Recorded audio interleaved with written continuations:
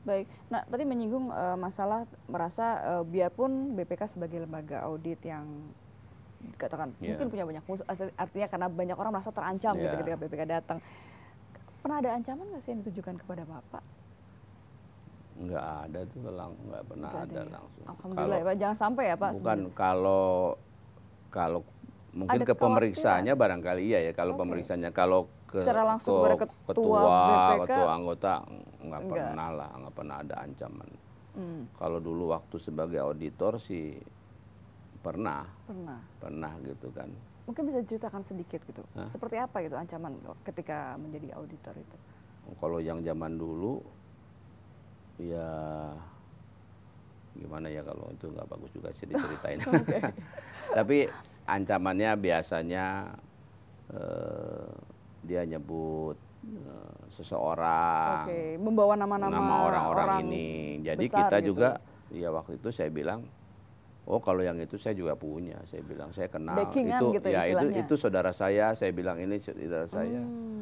Kalau Mhm. dulu pernah saya di itu, dia nyebut seseorang lah yang memang waktu zaman dulu, Iya. kan memang biasanya ada anak menteri yang bisnis di situ. Oke. Itu nanti yang maju kan bukan anak menteri gitu Iya. kan. Nah, Ada orang lain ini yang menjadi punyanya itunya. ini. Oh saya juga kalau punya itu, ini saudara saya sih ini juga, tinggal begitu aja. Ngelesnya gitu ya, Ngelesnya mengatasinya ya. begitu.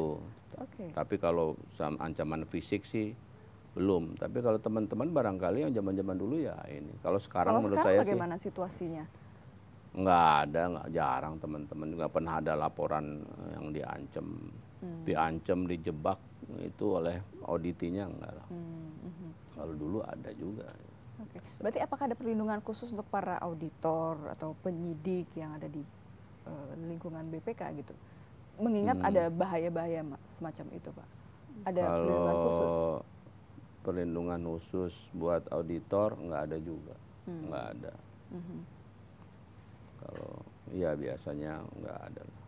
Oke, baik. Jadi sekarang sudah tidak perlu khawatir ya, Bapak ya, karena sudah kenyang pengalamannya Ya waktu itu. kalau khawatir sih tetap harus khawatir lah, nggak boleh ini juga kan. Baik. Nah, kalau bicara mengenai ini mungkin agak sedikit ini ya Pak ya. Sebagai masyarakat awam, ini BPK adalah badan audit tertinggi, tapi pernah ada beberapa yang auditor yang kena OTT. Nah, ya. ini gimana Pak? Nggak apa-apa ya Pak, saya nanya Nggak ini ya. apa-apa, nggak apa-apa. Gimana Pak? Iya, ada beberapa yang lalu, ada 3 orang lah ya, yang 2 bareng-bareng, yang 1 terakhir ini. Biasalah kalau tadi kan banyak kementerian atau Pemda yang ingin WTP. Ya. Karena apa namanya, mungkin kalau dia mendapat WTP nanti mungkin dapat, kalau nggak salah dapat ada tambahan, kalau di Pemda itu ada tambahan Insentif. ya insentif anggaran itunya kan, jadi mereka berlomba-lomba. Oke. Padahal kalau lihat itu tinggal kriterianya itu aja kan, berarti kalau ada terjadi seperti saya pernah ditanyakan juga oleh beberapa media kan, ditanya apakah ini ada jual beli opini. Menurut saya bukan jual beli opini, itu yang dilakukan. Kalau opini itu kan diproses dari tim sampai dengan penanggung jawab. Jadi kalau mau dibeli itu harus mesti semua dibeli Dari hulu kan. ke hilir Ya, gitu ya. tapi kan yang Panjang kejadian itu prosesnya. beberapa.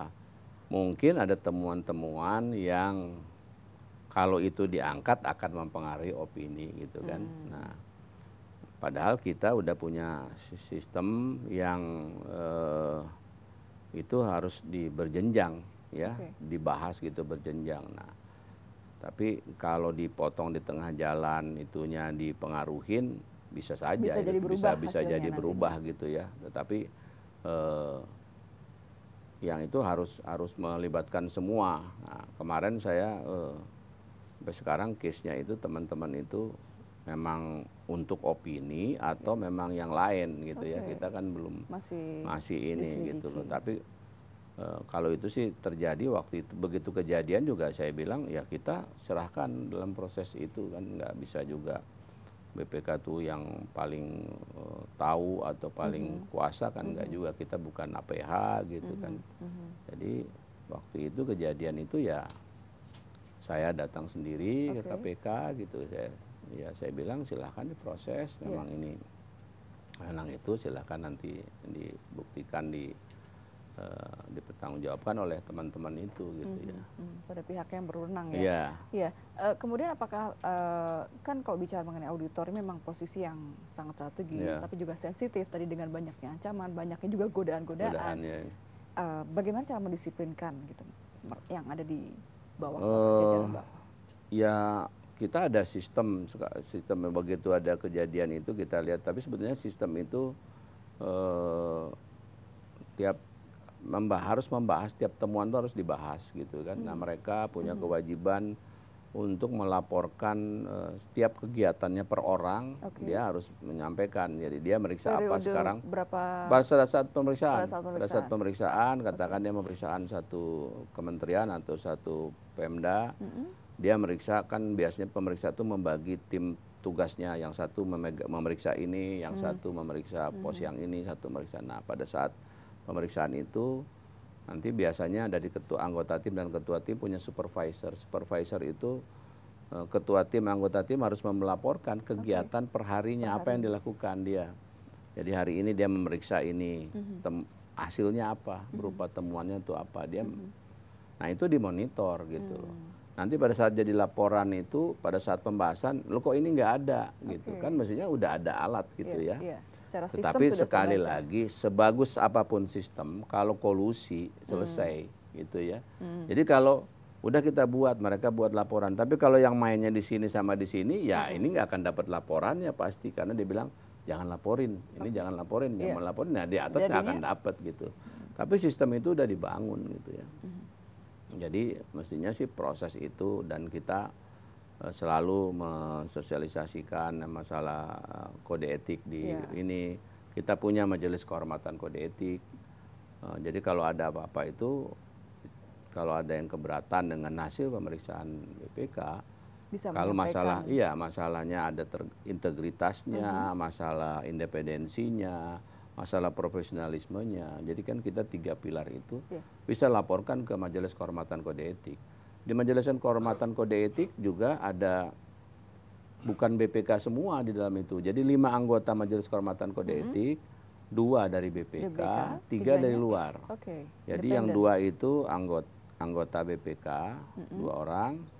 Yang dari luar itu dari praktisi 1, akademisi 2, gitu.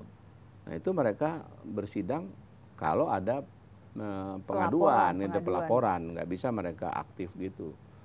Yang bisa aktif dari internal di dalam ada, kita punya inspektorat Irwas gitu, atau Irjen lah gitu, itu yang melakukan ini. Yang untuk internal. Nah, quality itunya buat itu. Tapi kita punya quality control, quality assurance, itu setelah diperiksa lagi oleh teman-teman yang di bagian Irwas tadi, memeriksa masalah ke quality assurance-nya gitu kan.